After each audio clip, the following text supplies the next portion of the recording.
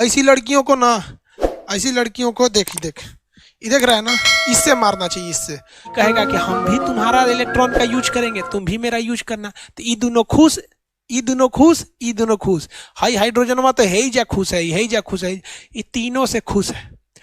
अब बेचारा ये वाला हाइड्रोजन टुकुर टुकुर मुंह देखेगा, ओ माय गॉड, दिल के अरमा आंसुओं में बह गए, हम वफा करके भी तन्हा रह गए।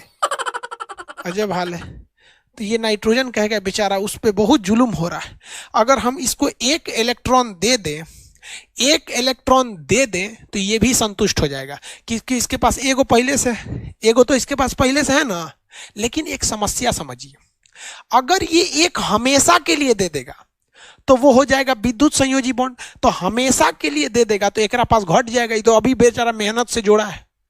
और अगर दोस्ती कर लेगा तो एगो एक्स्ट्रा आ जाएगा, इसके लिए बवाल हो जाएगा। तो ये ससुरा ना हमेशा के लिए दे सकता है और ना ही उससे दोस्ती कर सकता है। हमेशा के लिए दे देता तो विद्युत संयोजी, और दोस्ती कर लेता तो सहसंयोजी। अब बताइए, हमेशा के लिए ना देगा ना दोस्ती करेगा, एक एहसान करेगा, कह देगा देख हमरे पास जो इलेक्ट्रॉन है ना, इसमें से तुम एगो यूज करना तो तुम्हारा बेड़ा पार हो जाएगा, लेकिन लेके भागना मत, तू मेरा है। जब जब हमको सर्टिफिकेट के रूप में दिखाना होगा हम तोरे से लेके दिखा देंगे। विवाह वाला हो जाता है कि विद्युत संयोजी, सहेली वाला सहसंयोजी, एहसान कर दिया तो उप सहसंयोजी। समझ में आ गया?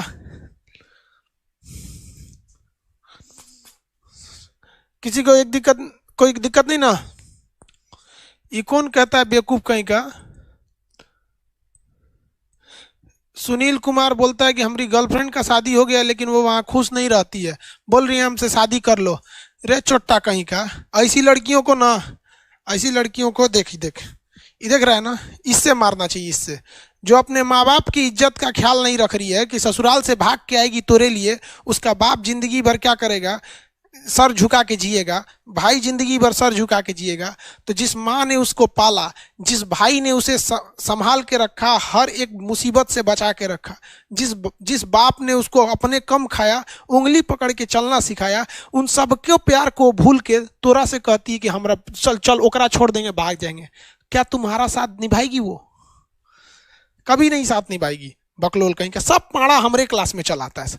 जितना लथेर रहेगा सब न चलाएगा सब। कोनो के भैंस भुला गई है, चलो खान सर के क्लास में। कोनो की गर्लफ्रेंड भाग गई है, खान सर के क्लास में। कोनो को लड़का नहीं हो रहा है, खान सर के क्लास में। अरे बकलोलवा कहीं का, यहाँ पढ़ने आओ ना तू।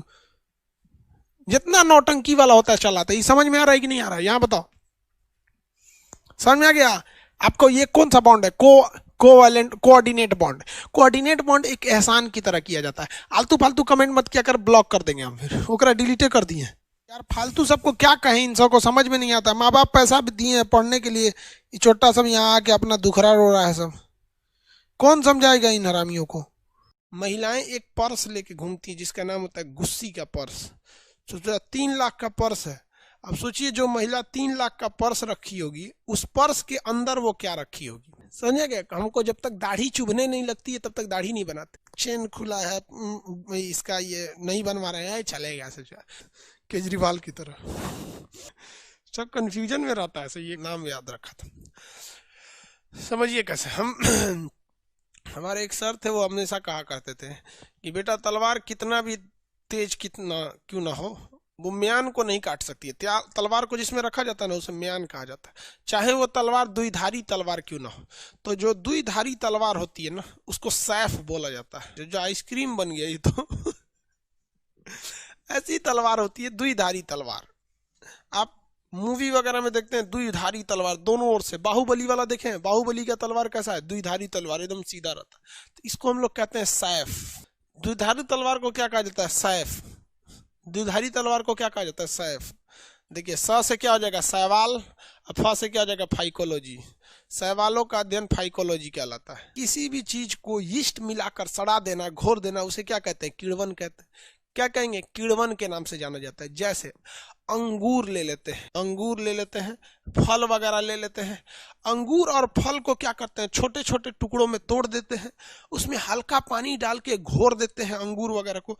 अब जैसे मान लीजिए यहाँ है, इसी बोतल में, इस बोतल में क्या कर लेते हैं, अंगूर डाल देते हैं, इतना अंगूर डाल देंगे, थोड़ा थोड़ा फल के टुकड़े डाल देंगे इसमें, और इसमें 2 चम्मच ईस्ट डाल के हल्का पानी डाल के इसे हिला देंगे, ऐसा हिला देंगे, और हल्का सा इसको इसे टेम्परेचर वाले जगह पर रख देंगे, न ज़्यादा ठंडा हो न ज़्यादा गर्म हो।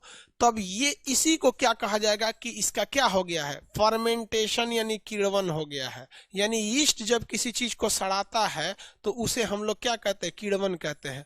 और जब कभी भी मीठा चीज को क्या कहा जाता है, शर्करा, कार्बोहाइड्रेट, जो भी मीठा चीज होता है, जूलॉजी में तो पढ़ाई है कि जब कभी भी आप शर्करा का क्या कहते हैं, किण्वन करेंगे, शर्करा मतलब मीठा चीज, तो फल भी तो मीठा चीज हो जाएगा, तो आपको मिलता है इथाइल अल्कोहल शराब, अब प्लस गैस निकलती है CO2। आप ध्यान दिए होंगे ना, कभी कभी क्वेश्चन पूछता है कि अजीब टाइप का क्वेश्चन पूछ देता है, कहता है नींबू किस में आएगा, तो आंसर होता है रूटेसी।